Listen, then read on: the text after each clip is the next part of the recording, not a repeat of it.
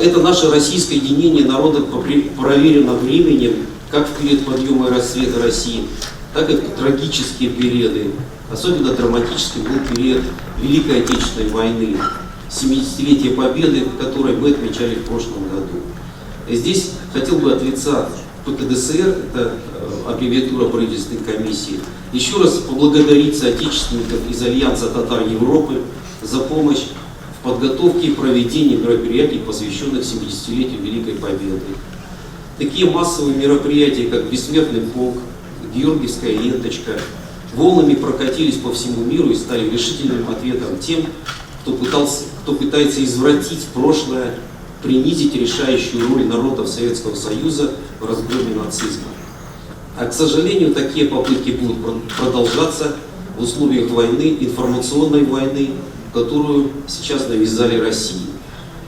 Поэтому от лица ПКДСР я призываю Альянс Татар не снижать внимание к этой теме, потому что приближается 9 мая, День Победы в Великой Отечественной войне, и 75-я годовщина начала Великой Отечественной войны, 22 июня.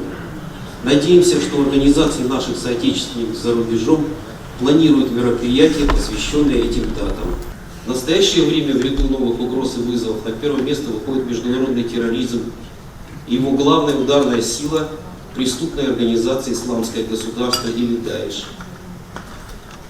Успехи российских военно-космических сил, которые действуют в Сирии по просьбе законного правительства, резко снизили активность Даиш, подорвали источники его финансирования за счет продажи ворованной нефти.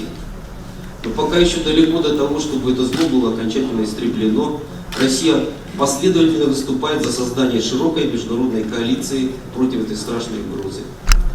Те, кто следят за международными событиями, не могут не замечать активность российской дипломатии на этом треке. Хочется еще раз подчеркнуть, что главной задачей борьбы с Даиш в идеологической области остается развенчание ее попыток использовать ислам для оправдания своих действий. Нужно приложить все усилия, чтобы донести до мусульман, особенно до молодого поколения, правду о радикальном сектантском толковании ислама идеологами Даиш. Надеемся, что Альянс Татар Европы, имеющий влияние на более чем 100-тысячную татарскую общину Евросоюза, также примет активное участие в этой работе, в том числе используя каналы взаимодействия со структурами государственной власти стран Европы. А вопрос о расширении информационных возможностей взаимодействия с соотечественниками за рубежом был посвящен проходящей в рамках Конгресса круглый стол «Актуальные проблемы СМИ соотечественников». В этом направлении ведется большая работа.